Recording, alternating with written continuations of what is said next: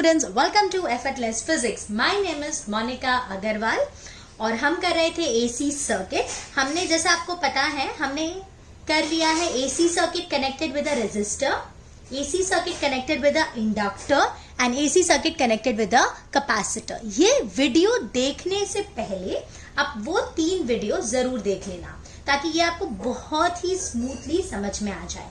अब यहाँ पे हम क्या कर रहे हैं, हम AC सर्किट को इंडक्टर के साथ, रेजिस्टर के साथ और कैपेसिटर के साथ, तीनों के साथ एक साथ कंबाइन करेंगे. बहुत ही मजेदार डेरिवेशन है ये और बहुत ही इजी है. आई am sure you will love it. देखना, बिल्कुल टेंशन लेके मत करो. इवन दो आपको कुछ नहीं आता, जितना मैं करा रही हूँ उतने ही आप करके जाएंगे एग्जाम के लिए. जो नोट्स है आपको मेरे एप्लीकेशन पे मिल जाएंगे. एफर्टलेस फिजिक्स प्ले स्टोर पे डालना, वहां पे सारे नोट्स भी हैं जो भी हम यहाँ डिस्कस करते हैं. सो ये देखने के बाद नोट्स जरूर गो थ्रू करना, ठीक है. बहुत ही इजी लैंग्वेज है, आप लोग को मजा आने वाला है. अब यहाँ पे हमने क्या कनेक्ट किया है, first we have a inductor, उसके बाद कैपेसिटर एंड तीसरा है रेजिस्टर. इसको हमने किससे कनेक्ट किया, चलो चलो बोलो. इसको हमने कनेक्ट किया एक ऑल्टरनेटिंग ईएमएफ के साथ. सी, ये लेक्चर भले ही लाइव लेक्चर नहीं है बट हम इसको थोड़ा लाइव लेक्चर जैसे बनाने की कोशिश करेंगे. You try to be active with me, ठीक है ना, तो और ज्यादा मजा आएगा. तो यहाँ पे हमारे इंडक्टर का जो वैल्यू होता है self inductance, that is L.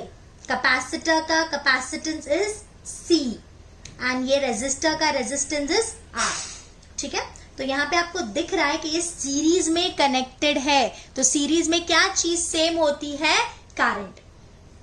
तो इन तीनों में जो करंट फ्लो होगी वो बिल्कुल सेम होगी. अब जरा याद करो, अगर हम रेजिस्टर सर्किट की बात करते थे, खाली रेजिस्टर कनेक्ट होता था, तो ईएमएफ और करंट बिल्कुल साथ साथ चलते थे. दोनों एक दूसरे का हाथ पकड़ के टहल टहल के चल रहे हैं, ना कोई आगे ना कोई पीछे. तो जहां करंट जाएगा ईएमएफ उसके साथ साथ चलेगा. सो this is ER, that is the EMF across the resistance and this is the current. लेकिन हम कैपेसिटर की बात करें तो कैपेसिटर में करंट आगे हो जाता है और हमारा ईएमएफ पीछे हो जाता है. कितना, π/2. तो यहाँ पे करंट निकल लिया आगे और इस ईएमएफ को पीछे छोड़ दिया. सो दिस इज EC. उसके बाद अगर अपन इंडक्टर की बात करते हैं तो इंडक्टर में ईएमएफ बोलता है भाई तू मेरे से आगे निकल गया, अब मैं थोड़ी पीछे रहूंगा, मैं तेरे से आगे निकलूंगा. तो यहाँ ईएमएफ हो जाता है आगे और करंट हो जाता है पीछे. सो इन दिस केस दोनों साथ साथ चलते हैं. उसके बाद यहाँ क्या होता है, current leads EMF by π/2 and your EMF leads current by π/2. बस वही राम कहानी लिख दी. Let a pure resistor R, a pure inductance L and an ideal capacitor of capacitance C be connected in series. अरे बाप रे, मुझे इतना इजी था. हाँ, इतना ही इजी है. इसको हमने किससे कनेक्ट किया, ऑल्टरनेटिंग ईएमएफ के साथ. उसके बाद तीनों में क्या सेम है, तीनों में करंट सेम है. The current through the 3 elements has the same amplitude and phase. उसके बाद ये जो करंट फ्लो हो रही है इसको नाम दे दो I, और इसकी इक्वेशन पता है ना, ऑल्टरनेटिंग करंट होगी. This is I0 sin omega t. So this is the current, let it be flowing through this LCR circuit.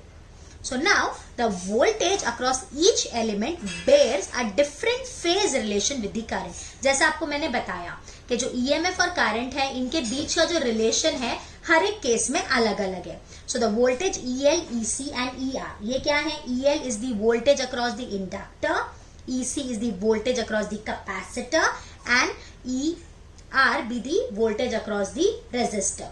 So let ER कितना होना चाहिए बेटा, करंट इंटू रेजिस्टेंस. तो करंट कितनी है I और इसका रेजिस्टेंस R.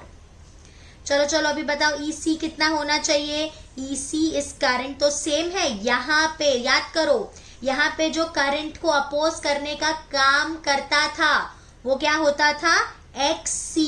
याद आया. So this XC is what, this is capacitive reactance. उसके बाद ER क्या होगा, सॉरी EL बचा ना, ER नहीं EL. सो EL क्या होगा, I into XL. What is XL? This is inductive reactance. यहाँ पे ये XL जो है वो करंट को अपोज करता है. Is this clear? Okay. So the voltage across the capacitor lags behind the alternating current by 90 degree. अभी है ना, मैं इसका पहले आपको एक फेजर डायग्राम बना के बताती हूँ, उसके बाद आपको समझेगा. चलो अभी फेजर डायग्राम ड्रॉ कर लेते हैं. आपको पता है ना, अपन ने हर एक के लिए फेजर डायग्राम ड्रॉ किया, तो यहाँ पे इससे थोड़ी पीछे हटेंगे, इसका भी फेजर डायग्राम ड्रॉ करेंगे. तो यहाँ पे मैं ले रही हूँ एक्स एक्सिस एंड यहाँ पे हमारी वाई एक्सिस. एक्स एक्सिस पे क्या ले लें, एक्स एक्सिस पे ले लेते हैं करंट. ठीक, तो यहाँ पे सपोज ये करंट हो गई हमारी आई नॉट, और अगर करंट एक्स एक्सिस पे है तो जो ईएमएफ रेजिस्टेंस के अक्रॉस होगा वो भी अलोंग दी एक्स एक्सिस ही होना चाहिए, बिकॉज यहाँ पे ये दोनों बिल्कुल साथ साथ चलते हैं, एक दूसरे का हाथ पकड़ पकड़ के साथ साथ चले जा रहे हैं. सो दिस इज ई आर. ठीक है. उसके बाद अगर हम लोग इंडक्टर की बात करते हैं तो इंडक्टर में ईएमएफ लीड करता है करंट से और कैपेसिटर में लैग करता है. तो यहाँ पे इसको नाम दे देते हैं, रुक जाओ, पहले ये ओ दे दिया, लेट दिस बी ए, ओ ए. उसके बाद ई एल लीड कर रहा है, तो मैं यहां ले लेती हूं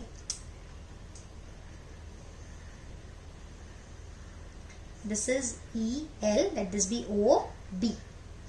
अभी कैपेसिटर करंट से पीछे होता है तो वो बिल्कुल इसके पीछे होगा, कुछ इधर इधर ले लिया, ई सी, लेट दिस बी ओ सी. अभी आप लोग को दिख रहा है मैंने ई एल थोड़ा सा बड़ा ड्रॉ किया है और ई सी छोटा. हमने ऐसा मान लिया let E L be greater than E C. तो अगर ई एल ऊपर की तरफ है और ई सी नीचे की तरफ है तो हम दोनों को सब्ट्रैक्ट करेंगे तो हमको रिजल्टेंट किस तरफ आएगा, ऑब्वियसली जिसका मैग्नीट्यूड बड़ा है. तो यहाँ पे हमने किसका मैग्नीट्यूड बड़ा कंसिडर किया है, ई एल का. तो E L minus E C is somewhere here suppose. So this is my E L minus E C, जिसको हम ओ बी डैश के साथ डिनोट कर रहे हैं. तो हमको एक ई आर इस तरफ मिल रहा है और ई एल माइनस ई सी इस तरफ मिल रहा है. Now we will treat this as a vector.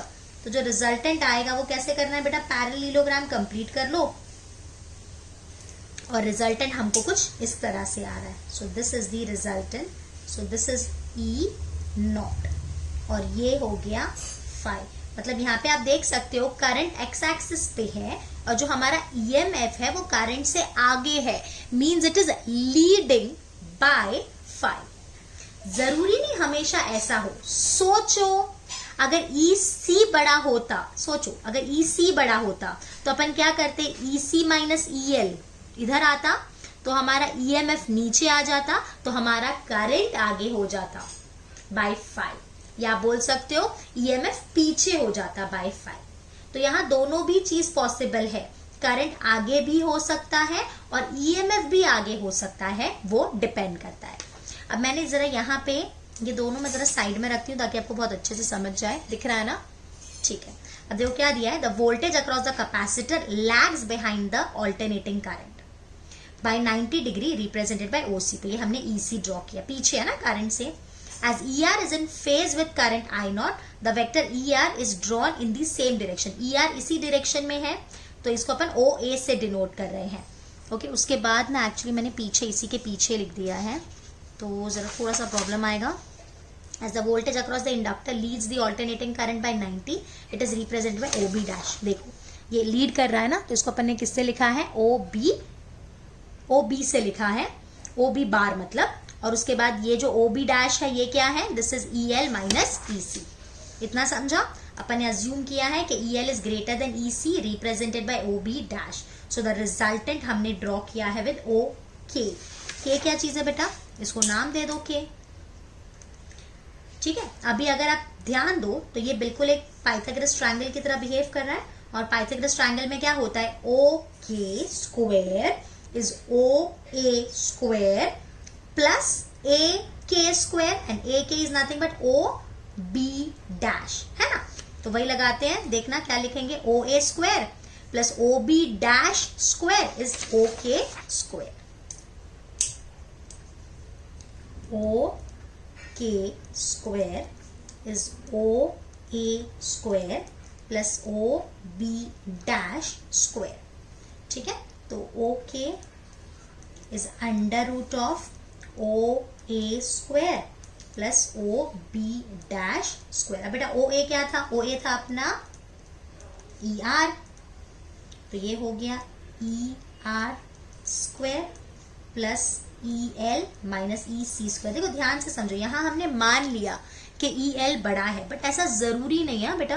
तो ई सी भी बड़ा हो सकता है, तो ई सी माइनस ई एल। तो जब भी आपको क्वेश्चन आए ना तो उसमें देख लेना कि ई एल बड़ा है कि ई सी बड़ा है। अगर ई एल बड़ा तो E L minus E C, तो हमारा ई एम एफ लीड करेगा। और अगर ई सी बड़ा तो ई सी माइनस ई एल लिखना, तो हमारा करंट लीड करेगा। ठीक है, तो अब ये ओके था क्या? This was nothing but the E M F E not. तो E not is under root of I not R square. ये हम मैक्सिमम के टर्म्स में लिख रहे हैं। हाँ बेटा, I not X L minus I not X C का स्क्वायर। सो ई नॉट, अगर मैं आई नॉट कॉमन निकाल के बाहर ले लूँ तो ये हो जाएगा I naught under root of R square plus X L minus X C the whole square. So E naught by I naught is under root of R square plus XL minus XE the whole square. अभी याद करो, EMF upon current क्या होता है? Resistance. तो ये है हमारे LCR सर्किट का रेजिस्टेंस. अब बेटा सब सर्किट हमारे हो गए हैं. पहले वाले सर्किट में रेजिस्टेंस सर्किट में रेजिस्टेंस का काम R ही करता है. इंडक्टर सर्किट में अपोजिशन रेजिस्टेंस का काम XL करता है. तीसरा सर्किट कैपेसिटेंस सर्किट, उसमें रेजिस्टेंस का काम XC करता है. और ये हमारा चौथा सर्किट, और इसमें जो अपोजिशन का काम है वो ये वाला टर्म करता है, और इसको हम Z बोलते हैं. Z that is nothing but इसको हम बोलते हैं इम्पीडेंस. बिल्कुल यही चीज यहां लिखी है. Comparing the above equation with relation V by I is R. देखो V voltage, I current is R. यहाँ पे भी वही आया ना, voltage upon current. So the quantity these, that is under root R square plus XL minus XC the whole square, represent the effective opposition offered by the inductor, capacitor and resistor connected in series. This total effective resistance of LCR is called the impedance. यही जो है इसी को हम impedance बोलते हैं. यही हमारे करंट के फ्लो को अपोज करता है. And is represented by Z. इसको हम Z से डिनोट करते हैं. And the reciprocal of impedance is called admittance. इसका जो रेसिप्रोकल होता है उसको हम एडमिटेंस बोलते हैं. ये आपको MCQ में मिल सकता है. ठीक है, चलो थोड़ी सी और चीजें देखते हैं. अभी बेटा अगर यहाँ पे हम फेज की बात करें, यानी ये जो हमारा EMF है इस केस में लीड कर रहा है ना, तो हमारा EMF कितना आगे है, तो क्या लिखेंगे?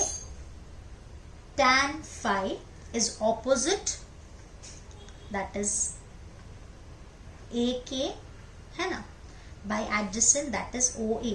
But AK is nothing but OB dash, so OB dash is equals to OA. अब OB dash is what? EL minus EC and OA is ER. अब खत्म नहीं हुआ बेटा. अभी EL को अपन लिख सकते हैं ना, I naught XL, EC को I naught XC by I naught R. I naught common निकाल के काट दो तो हो जाएगा XL minus XC by R. तो यहाँ पे हमारा phi कितना आ गया? phi is tan inverse XL minus XC by R. तो जो हमारा EMF है वो इतना आगे होगा. समझ में आया? तो हम क्या लिख सकते हैं? जैसे हमने लिखा था करंट का I is equal to I naught sine omega t, तो हम लिख सकते हैं E is equal to E naught sine omega t plus 5, अगर ये आगे होता. और इस केस में आगे है, लेकिन जरूरी नहीं ना हमेशा आगे हो, पीछे भी हो सकता है, तो -5 भी आ सकता है. समझ में आ रहा है? ओके, तो इस तरह से ये हमको करंट और EMF की इक्वेशन मिल गई. अभी बेटा सपोज ऐसा हो गया कि EL is equals to EC, मतलब जो XL है वो XC के बराबर हो गया. मतलब EL और EC दोनों बराबर है. तो अगर ये दोनों इक्वल हो जाएंगे तो क्या ये दोनों एक दूसरे को कैंसिल करेंगे? बिल्कुल कैंसिल कर देंगे. तो हमारा ये क्या बन जाएगा? tan phi will be EL minus EC by E R होता है ना बेटा, या तो XL minus XC by R. ये दोनों इक्वल हो गए तो ये 0 आ गया, तो हमारा tan phi क्या बन गया 0। तो ये कैसे सर्किट की तरह बिहेव करेगा, ये बिल्कुल रेजिस्टर सर्किट की तरह बिहेव करेगा, मतलब ये दोनों कैंसिल हो गए ना। सो नाउ इवन तो LCR सर्किट में लगे हैं बट इसने इसको मार दिया, अब हमारा EMF और करंट बिल्कुल सेम फेज में आ गया। So this will behave like a resistive circuit, समझा। तो यहां लिख देते हैं hence voltage and current are in phase, दोनों फेज में आ गए। So it behave like resistive circuit. Now suppose if XL is greater than XC, मतलब XL अगर XC से ज्यादा बड़ा है तो ऑब्वियसली tan phi पॉजिटिव आएगा और हमारा EMF करंट से लीड करेगा। मैं आपको ऑलरेडी बता चुकी हूँ, अगर XC बड़ा होगा XL से तो जो tan phi है वो क्या आ जाएगा नेगेटिव, और हमारा जो है करंट वो EMF से लीड करेगा, या आप बोल सकते हो EMF लैग करेगा। अभी हम लास्ट देखते हैं इम्पिडेंस ट्रायंगल। ये कुछ अलग ट्रायंगल नहीं होता है सच बोलूं तो, आपको याद है ना अभी जस्ट हमने फेजर डायग्राम किया, तो फेजर डायग्राम में जो OA था AK था और ये हमारा रिजल्टेंट, वही हमारा इम्पिडेंस बन गया, इम्पिडेंस ट्रायंगल। ये हमारा OA that is R, basically ये ER था, लेकिन यहाँ पे हम सिर्फ रेजिस्टेंस के टर्म्स में बोल रहे, तो इसका रेजिस्टेंस कितना था R। ये जो हमारा EL माइनस EC था उसका रेजिस्टेंस कितना था XL माइनस XC, और ये हमारा resultant resistance that is Z। तो ER is I not R, EC is I not XC, EL is I not XL, ठीक। तो Z हमने निकाला था ना, तो यहाँ से देखोगे तो वही आएगा √R² plus XL minus XC the whole square, और tan phi क्या है XL minus XC by R।